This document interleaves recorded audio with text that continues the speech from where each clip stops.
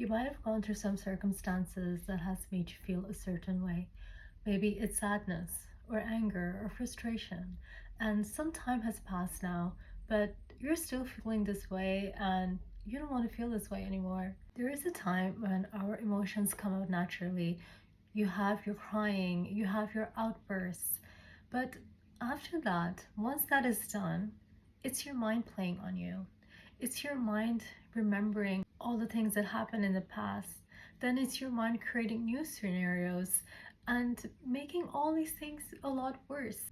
In those times, you can ask yourself, do I really want to keep thinking about this? Or do I want to make a different decision now, a different choice? You can, for example, say, I choose to be happy now and have positive thoughts in my mind. I will do all those activities that eventually make me happy. You can even say, I now choose to forgive this person and I make them non existent in my mind. You can keep a check on your thoughts that whenever you go back to past thoughts or create future stories, you will go back to the choices, to the actions that align with the decision you made. In some ways, it can be easier said than done because sometimes we cannot catch our thoughts that we are again thinking about past things or future things or how things should have been or how it goes. So there are some ways to train your brain to become more aware, and the best way I think is mindful techniques. There are various ways to practice mindfulness. One of the ways to do this is to just implement it in your daily life.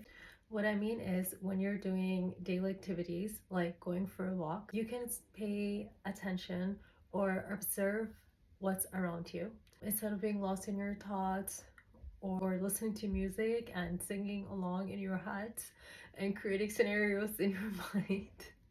You can look around you and see what's around you. Maybe look at the trees, maybe observe the sky, see how the clouds are, and also feeling the sensation of your feet touching the ground and how that feels like. Also, when you are eating, you can be focused on what you are eating. So feeling the taste, of course, but also just texture of the food and how it smells like. Even when you're doing daily household chores at home, like washing the dishes, you can look and see how the sponge feels like in your hand and how the soap is cleaning the dishes. Another way of doing that is when you, for example, maybe you're just lying down on bed or relaxing on the sofa, you can just focus on your breath for a few minutes or 5-10 minutes and see how you're breathing, how you're inhaling through your nose, how you're exhaling through your nose or mouth, what it feels like. Or you can do another way, you can count your breath. You can maybe choose 4 seconds and counting 4 seconds when you inhale and 4 seconds for your exhale.